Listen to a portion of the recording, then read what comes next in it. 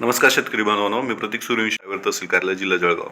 आपल्याला माहीतच आहे की राष्ट्रसंत तुकडोजी महाराज शेतकरी भवन या योजनेअंतर्गत राज्य शासन राज्यभरातील ज्या ज्या कृषी उत्पन्न बाजार समितीमध्ये शेतकरी भवन नाही येथे शेतकरी भवन बांधून देत आहे. हे शेतकरी भवन जेव्हा शेतकरी आपला शेतीमाल या कृषी उत्पन्न बाजार समितीमध्ये घेऊन जातात तेव्हा त्यांना काही वेळा तिथं थांबावं लागतं, मुक्काम करावा लागतो. तिथे मुक्कामाची सोय व्हावी, त्यांच्या मूलभूत सोयी सुविधा व्हाव्यात म्हणून ह्या शेतकरी भवनाचं बांधकाम केलं जातं.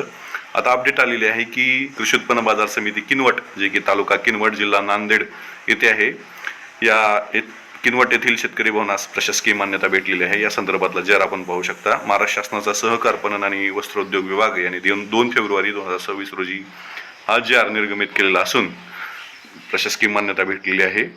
बघा, ही जी काही मागणी होती, म्हणजे अंदाजपत्रक होतं ते 1,52,71,247 रुपयाचं जे काही मागणीपत्र होतं, परंतु त्याला प्रशासकीय मान्यता देण्यात आलेली आहे. आपण पाहू शकता सर्व अटी आणि शर्तीच्या अधीन राहून ही प्रशासकीय मान्यता असून या 1,52,00,000पैकी 70% रक्कम म्हणजेच 1,06,79,000 इतकी रक्कम महाराष्ट्र शासन 2 टप्प्यामध्ये देईल. म्हणजेच 1,06,00,000 इतकी रक्कम 50% आणि 50% अशा 2 टप्प्यामध्ये देईल आणि उर्वरित जी काही रक्कम आहे ती रक्कम बाजार समितीने स्वनिधी किंवा कर्ज या माध्यमातून उपलब्ध करून हे बांधकाम करणं बंधनकारक राहील, अशा सूचना दिलेल्या आहेत. म्हणजे येत्या काही काळामध्ये ही शेतकरी भवन आपल्या जे काय किनवट आहे या किनवट कृषी उत्पन्न बाजार समितीमध्ये बांधून तयार होईल आणि आपल्या किनवट येथील शेतकरी बांधवांची योग्य ती सोय सुविधा होईल. अशाच प्रकारचे नवीन अपडेट्स JR शासन निर्णय पाहण्यासाठी तुम्ही मला नक्की सबस्क्राईब करा अशी विनंती करतो.